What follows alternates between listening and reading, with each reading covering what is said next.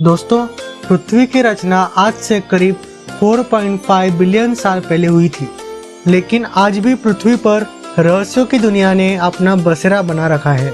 ये पूरी दुनिया रहस्यों से भरी हुई है, जिनका न तो कोई आम इंसान पता लगा सका और न ही किसी वैज्ञानिक ने इनके रहस्यों से पर्दा हटाया।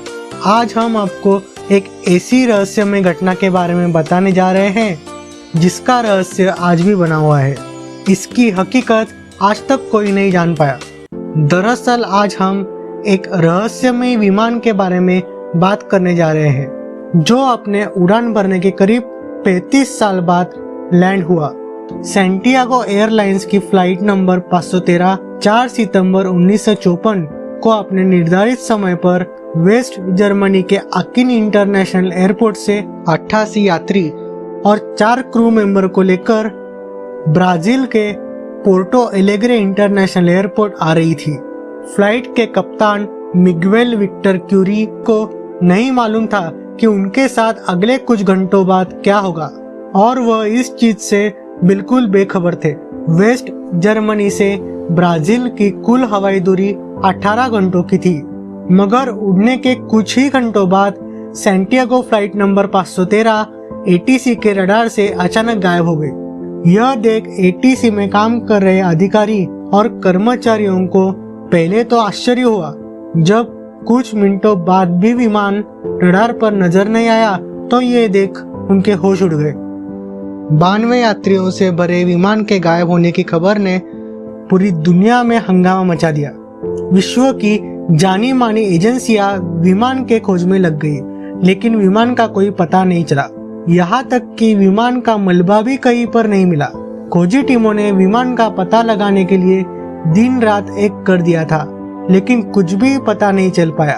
बताया जाता है कि जब विमान से संपर्क टूटा था, तब विमान अटलांटिक महासागर के ऊपर उड़ान भर रहा था। करीब 2 साल तक सर्च ऑपरेशन चला, मगर कोई सफलता नहीं मिली और आखिर में इस सर्च ऑपरेशन को हमेशा के लिए बंद कर दिया गया। लोगों ने भी मान लिया कि ये विमान अटलांटिक महासागर में हादसे का शिकार हो गया। विमान में सवार सभी 92 लोगों की मौत हो गई। विमान के लापता होने के 2 साल बाद 1956 में सैंटियागो एयरलाइंस बंद हो गई और बाजार से बाहर चली गई। धीरे धीरे दशकों बीतते चले गए और तारीख आती है 12 अक्टूबर 1989 की। एक अज्ञात विमान ब्राजील के पोर्टो एलेग्रे इंटरनेशनल एयरपोर्ट की ओर तेज गति से बढ़ता हुआ आ रहा था। एटीसी में काम कर रहे कर्मचारियों को रडार पर जैसे ही अज्ञात विमान की सूचना मिलती है, यह देखकर वो चौकन्ना हो जाते हैं और वह अज्ञात विमान से संपर्क साधने की पूरी कोशिश करते हैं, मगर विमान की ओर से कोई जवाब नहीं आता और वह तेज गति से लगातार एयरपोर्ट के रनवे की ओर बढ़ रहा था। एटीसी ने जल्दी से उस रनवे को खाली कर दिया, जिसकी ओर अज्ञात विमान बढ़ रहा था। थोड़ी देर में विमान ने रनवे पर लैंड कर दिया। ये देखकर एयरपोर्ट के अधिकारी हैरान रह गए कि बिना इजाजत के कोई अनजान विमान एयरपोर्ट पर लैंड कर गया है। उसके बाद एयरपोर्ट के तमाम कर्मचारी विमान के पास पहुंचे तो देखा ये विमान एकदम नया है और विमान का इंजन अभी भी चालू है। एयरपोर्ट के कर्मचारियों की नजर जैसे ही विमान के ऊपर के हिस्से पर पड़ी, जिस पर उस एयरलाइंस का नाम लिखा था, उनके पैरों तले जमीन खिसक गई। यह विमान उसी सैंटियागो एयरलाइंस का था जिसका एक विमान 35 साल पहले अटलांटिक महासागर के ऊपर से गायब हो गया था, और ये एयरलाइंस हादसे के 2 साल बाद यानी 1956 में बंद हो गई थी। अधिकारियों ने कुछ कर्मचारियों को विमान के अंदर जाकर देखने को कहा। जैसे ही वो लोग अंदर गए, उनके मुंह से चीख निकल गई, क्योंकि विमान के सीटों पर इंसानों के कंकाल बैठे थे। उन्होंने सीट बेल्ट भी लगा रखी थी। उसके बाद जब विमान के कॉकपिट का दरवाजा खोला गया तो सबसे हैरान करने वाला नजारा देखने को मिला। विमान चला रहे फ्लाइट के कप्तान मिगुएल विक्टर क्यूरी का कंकाल पायलट कंट्रोल्स को पकड़े हुए था और विमान का इंजन चालू था।